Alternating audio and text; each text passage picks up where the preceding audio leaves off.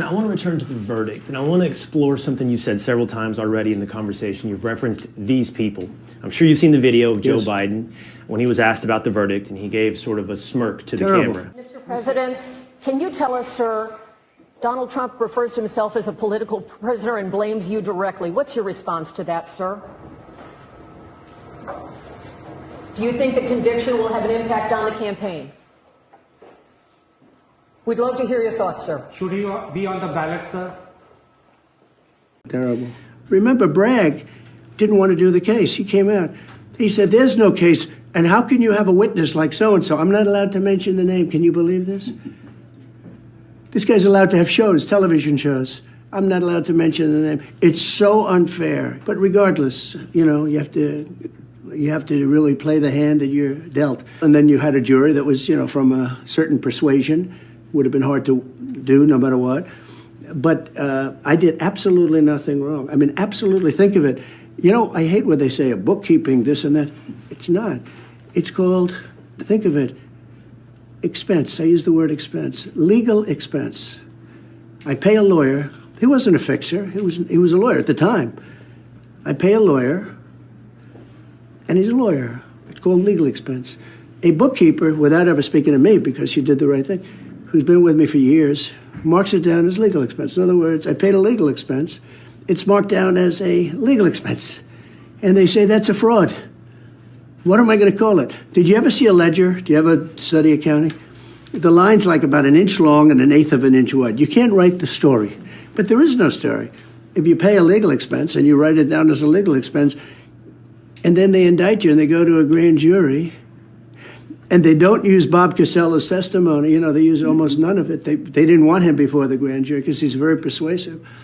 This judge didn't want him to talk. They shouldn't have allowed certain people to testify. It was totally wrong that they did that. So everyone tells me this is the easiest case they've ever seen to overturn, but they don't care because they want to last till after the election. Now, the only problem they have is that so far my poll numbers have gone up. You explain this to me because I don't. Pete maybe can explain it. Maybe Will. I don't know. Maybe Will can. They're smart in Texas, right? But the poll numbers have gone up substantially. I don't know if that's going to remain that way. They're tired of it. Weaponization. They call it lawfare. You changed your tone at some point during the trial. I would say maybe a bit more hopeful in the beginning, and then towards the end you said something to the effect of even Mother Teresa couldn't be acquitted in this venue. Was there a moment in the trial that you felt like it turned or you saw that it was headed in a certain direction? Well, when you object to something, your lawyers object, good lawyers, professional lawyers, good records, nice people. You know, I've had a lot of lawyers that weren't nice, and sometimes you're better off that way. These are really fine people. They'd object. Not accepted, not accepted, not accepted. When the government, meaning the DA, Bragg, when he said something, all right, good, that's fine. Go ahead, more. But the main thing is this, that this was turned down by the Southern District. This is over years. This could have been brought 7 years ago. You know, they tried to rush it because they wanted it before the election. But this could have been brought 7 years ago, but they didn't have any intention. A case like this has never been brought before. And there's never been a case where a state has gone after a federal election. In other words, that's for a federal. That's for like the Southern District to go. Southern District turned it down. We got clearance from the FEC, Federal Election Commission, clearance.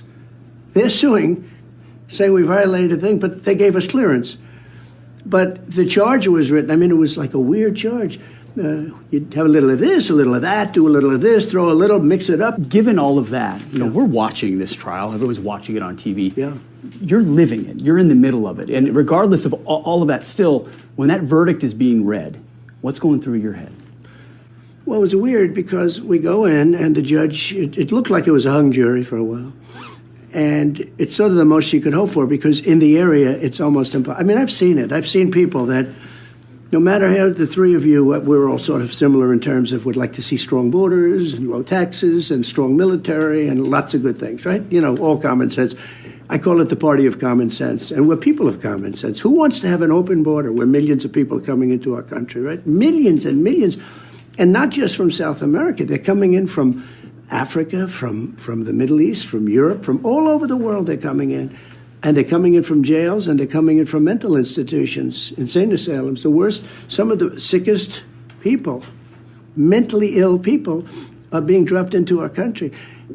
We're going to be paying for this for a long time. Now, I'm going to do the big deportation, the biggest ever. Eisenhower did the biggest. This will be bigger. But it's a very tough thing.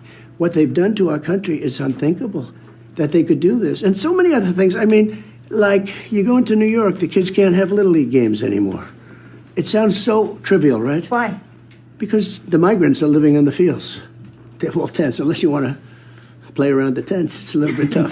It's a little bit tough to play. But no, I mean, but when you think of, like, common sense, who really thinks that men should be playing in women's sports, right?